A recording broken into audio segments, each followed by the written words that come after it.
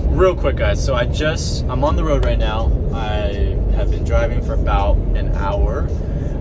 And something just came up in my mind while I was talking to an early adopter of my new startup called Dispo Genius. I spend a lot of time with this person on like calls and just admin stuff. And most would see it as something that's unscalable. And don't worry, the car's on autopilot. Nothing's gonna happen. I trust Elon. But back to the story. Well, there's no story yet. But I have spent probably, hours and hours and hours and hours on just this one person. And many people will say, if not everyone will say, that's unscalable. Or at least it's not something that is super efficient. It's not, it doesn't follow the normal business practices of like, okay, let's think about scale and get this big operation, because if you spend hours with a customer, that means you can't spend time scaling, and then when you don't spend time scaling, then you won't have new business revenue that comes in. And I agree with that to a certain extent. It depends on the context in which that's asked. If you are in your early stage company, it is vital. It is almost non-negotiable. I would say it's non-negotiable to spend as much time as possible with your customers. And there's a couple of reasons for this. One is to learn more about your customers. I'm a wholesaler. You would think I know a lot about my ideal customer and my ideal avatar. Yes, I am a wholesaler. Yes, I know the problem that we're solving. But there is just so much more to it about learning. Okay, if I was the customer of this product, I would look at things differently. Early adopters, per se, they may look at it also completely differently. They may see it as something different because it's in their market. And after speaking with hundreds of Dispo wholesalers, having probably over 1,000 meetings in person, Slack huddles, Google Meets, Zooms, all that, recorded and not recorded, I've logged like 1,000. And what I found was, this is really interesting, this is what I learned this year. And what I found was, when you do the unscalable, you actually, what ends up happening is specifically with this, is spending time with your customers, you actually are able to create such a personalized and great experience for your customer that they end up loving you, because you essentially, you care about them. You care because, one, their success is literally your success, and two, it feels like you really care about them, what you do, or what you should, because you ask all of these questions about, you like this, you not like this, and then you create this like really tailored experience for just that one person, right? And what ends up happening is these people love you and your company, your brand. And what happens is they become your marketing department. And what's so crazy is that now I think of it as like, oh wait, we can't just think of customers as dollar signs anymore. Because that's why I fell into a trap last year, was I just looked at everything as dollar signs, and I didn't look at I forgot about the problem that we're solving. I forgot about the mission we're solving. And at the end of the day, your customers are really the stakeholders of your company. It doesn't matter if you're a CEO.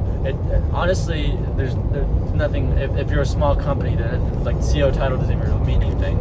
But your customers' opinion should weigh more than anyone else's opinion. Okay, and I'm not saying you shouldn't stand your ground and stuff. Obviously, you should stand your ground and you should have your own beliefs.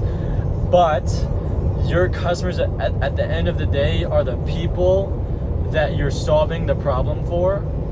Okay, and you have to be able to be empathetic. You have to be able to know how to actively listen to these people. You have to meet your customers, because if you don't meet your customers and if you don't spend time with them, how are you going to get them to love you?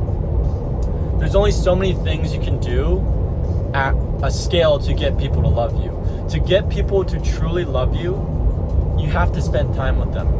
You have to understand them. You have to have respect towards them. And you have to earn that love. And not in a love as an affectionate way, love as in like, well, I guess so. It's like, I love your product, your service so much that I cannot stop talking about it. And what ends up happening is you're literally recruiting these missionaries, and these like I now think of customers as recruiting essentially marketers for me, not directly, but that's essentially the byproduct of spending time with your customers, is because they learn about your product, they learn about you, they really dig deep in the problem you're solving, and they know your ideal customer. They are the best advocates for your company because they use your product, which they should be using. They use your product, and two, they should have success from your product. They should be getting an outcome that they desire from your product, and they will tell all their friends and family. And if you don't know, the best form of social trust is not testimonials and stuff. Testimonials is good, but let's say you have a friend and that friend has tried my product and service. If that friend texts you, hey Andy, get this, it's a lot better than literally the same thing as get this, but not your friend. It's like, since you know your friend and you trust them, that association correlates with whatever they're referring you to. So if that makes sense. So like the levels of it is like, okay, well, like bare testimonial, just a screenshot, Facebook, like iMessage could be just you talking to customers and they love your thing. And then the next step from that is like a case study. Next step from that is like actually speaking on stage and like actually actively referring your name. And the goal is not to get a million of these people to just like kind of like you. Your goal is to get 100 people to deeply love your brand, your product, and your service. And you do not need to overcomplicate it. All you have to do that is just spend time with your customers. Just spend time with them and be caring, be empathetic, actually care about solving the problem. If you don't care, if you're not passionate about solving the problem, then you should not be in this business, okay? And there's many ways to reach scale. And I'm not close yet with this new company, but I've experienced firsthand the problems of scaling too fast, of disconnecting from customers, because I ran a company that has nearly fallen apart because of that sole reason of disconnecting with the core customer, disconnecting from the problem we solve, disconnecting from the product, disconnecting on getting people to love us. And with this new company, I'm restructuring everything, I'm doing things my way, and I'm making sure that we really, really focus on getting people to truly love us.